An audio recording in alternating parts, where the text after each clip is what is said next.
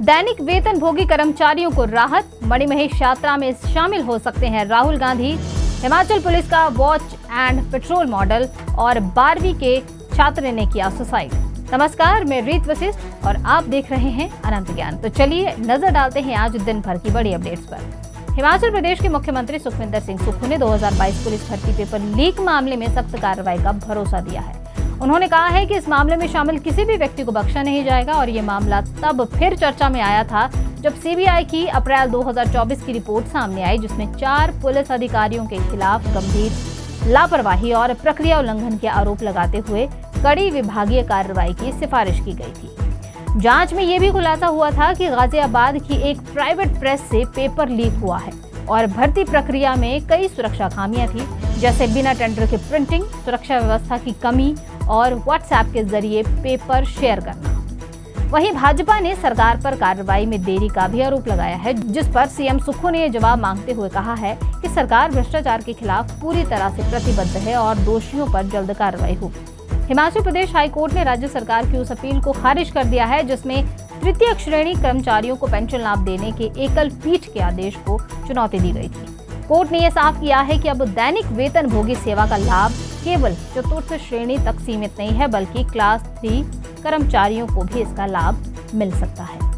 मामले में याचिकाकर्ता राजू राम 1992 से दैनिक वेतन भोगी थे, जो 2002 में नियमित हुए, लेकिन उनकी सेवा नियमित 10 साल से कम थी। हाईकोर्ट ने कहा है कि पेंशन पात्रता तय करते समय उनकी दैनिक सेवा अवधि को भी जोड़ा जाना चाहिए। कोर्ट ने राज्य सरकार की दलीलों को खारिज करते हुए एकल पीठ के आदेशों को बरकरार रखा है। वहीं दूसरे मामले में हाई कोर्ट ने 28 मार्च 2025 के आदेश के कारण रोके गए या वापस लिए गए सेवा लाभों को बहाल करने के निर्देश दिए हैं। कोर्ट ने सरकार को 30 जून 2026 तक सभी प्रभावित कर्मचारियों को उनके सेवा लाभ देने का भी आदेश दिया है। हिमाचल प्रदेश के सीबीएसई स्कूलों में शिक्षकों की तैनाती को लेकर शिक्षा विभाग ने विस्तृत दिशा निर्देश जारी किए हैं। सरकार ने यह स्पष्ट किया है कि यदि कोई शिक्षक चयन के बाद किसी कारणवश पोस्टिंग स्वीकार नहीं करता है या समय पर पद ग्रहण नहीं कर पाता है, तो उसे भविष्य में सीबीएसई स्कूलों में तैनाती से वंचित नहीं किया जाएगा, यानी डिबारमेंट लागू नहीं होगी। जॉब ट्रेनी और अनुबंध शिक्षकों को भी राहत देते हुए उन्होंने कहा है कि चयन के बाद उनकी मौजूदा शर्तें यथावत ही रहेंगी। वहीं पहले से कार्यरत बेस्ट एसएमसी शिक्षकों को भी हटाया नहीं जाएगा और अगले आदेश तक अपनी सेवाएं जारी रखेंगे। काउंसलिंग में शामिल होने वाले शिक्षकों को ड्यूटी पर माना जाएगा और उन्हें टीए-डीए भी मिलेगा। वहीं विभाग ने सभी जिला और खंड अधिकारियों को निर्देश दिए हैं कि ये गाइडलाइंस तुरंत सभी स्कूलों तक पहुंचाए जाएं, ताकि प्रक्रिया में किसी भी प्रकार की भ्रम की स्थिति न रहे। देवभूमि हिमाचल में स्थित चंबा जिले की विश्व प्रसिद्ध मणिमहेश यात्रा इस बार खास सुर्खियों में रहने वाली है।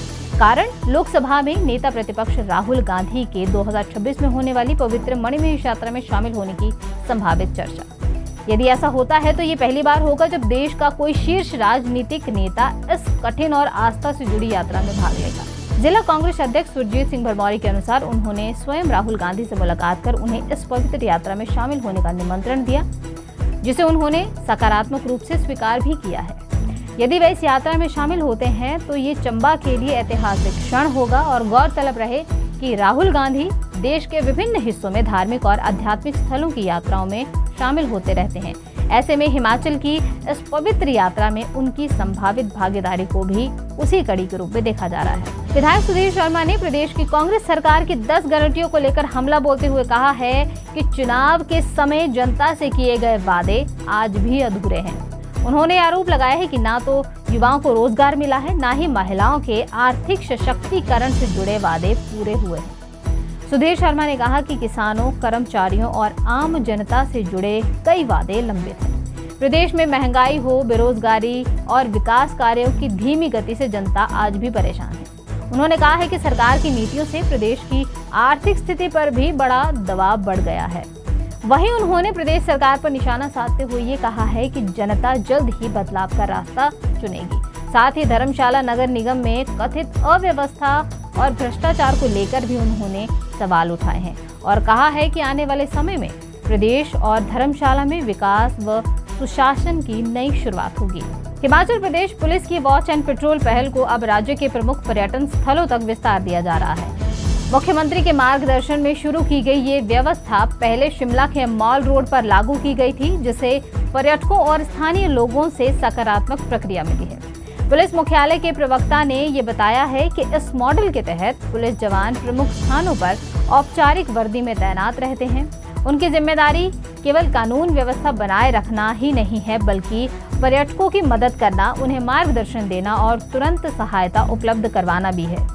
माल रोड शिमला में मिले अच्छे परिणामों को देखते हुए अब इसे मनाली, सोलन और मैक्लोडगंज में भी लागू किया जा रहा है। डीजीपी अशोक तिवारी ने ये कहा है कि इस पहल का उद्देश्य हिमाचल को एक सुरक्षित और पर्यटक मित्र राज्य के रूप में स्थापित करना है तथा पुलिस की छवि को मजबूत बनाना है।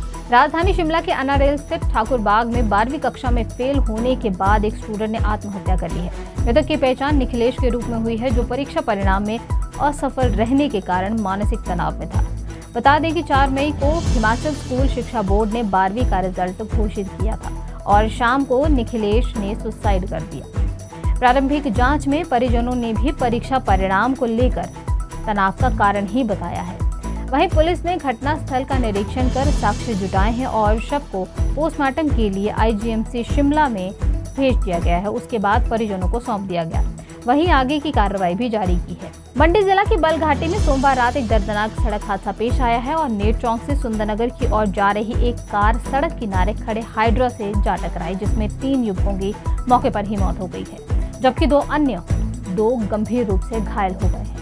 मृतकों की पहचान अनिल कुमार 28 वर्ष पलाही, रोहित कुमार 26 वर्षीय अंद्रेटा और सुभाष 35 वर्षीय पलाही के रूप में हुई है। घायलों में अरीश उर्फ सन्नी 23 वर्षीय और पंकज कुमार को प्राथमिक उपचार के बाद एम्स बिलासपुर में रेफर किया गया है। पुलिस ने मामला दर्ज कर दुर्घटना की जांच शुरू कर दी है और प्रारंभिक जांच में तेज रफ्तार के हादसों का कारण ही माना जा रहा है। तो ये थी दिन भर के तमाम अपडेट्स। बाकी की जानकारी के लिए आप अनंत ज्ञान के यूट्यूब और फेसबुक चैनल को सब्सक्राइब जरूर करें।